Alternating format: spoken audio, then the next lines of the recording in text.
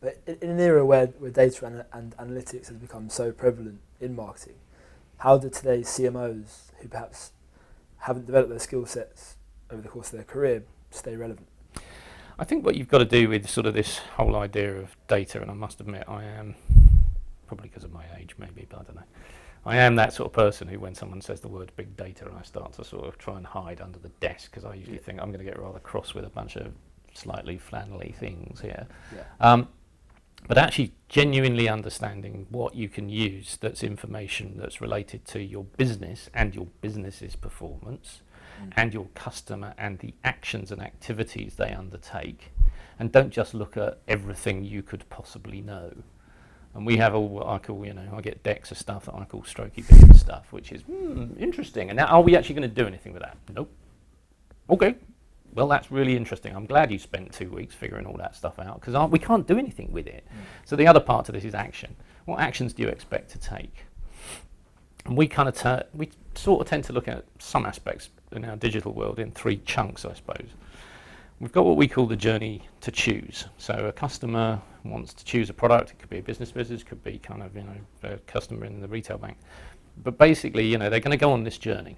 And, with your audience, and I'm sure you would agree, that almost no one does anything without checking it out online first. So you say to yourself, I'll get up in the morning and I need life insurance because I'm going to have a new baby or what I'm going to do. You do think to yourself, actually, you know what? I actually going to start online because everyone does, and that's sort of absolutely the case. So the journey to choose begins around that point, and often you will have had a brand that you trust, or a brand you know, or a brand you have some kind of idea about, maybe based on a whole load of history and legacy. But you start that journey to choose, and that has to be a positive experience. And then you have the journey to buy, and that's when you get a second set of information where you're normally in there, you're using mortgage calculators or whatever else you're doing. You're looking at lots of different ways in which you could sort of choose a product. You might use it in the UK money supermarket or whatever else to get you down to sort of, my absolute journey to buy. I'm going to figure this stuff out. I'm going to buy it.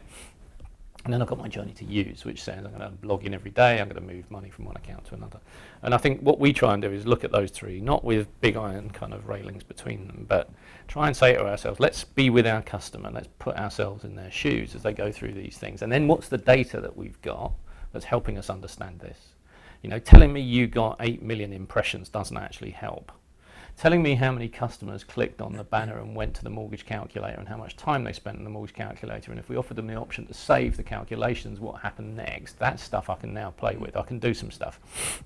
For me, often the marketing metrics that sit out there, a bit like my old reach and frequency numbers from classical media, not so useful really. Is 8 million good or bad? I don't know, because I know, for instance, in our B2B world, 10,000 is pretty good as long as they're very well qualified. Yeah. 8 million sounds like a lot, but is it a waste of money? No idea.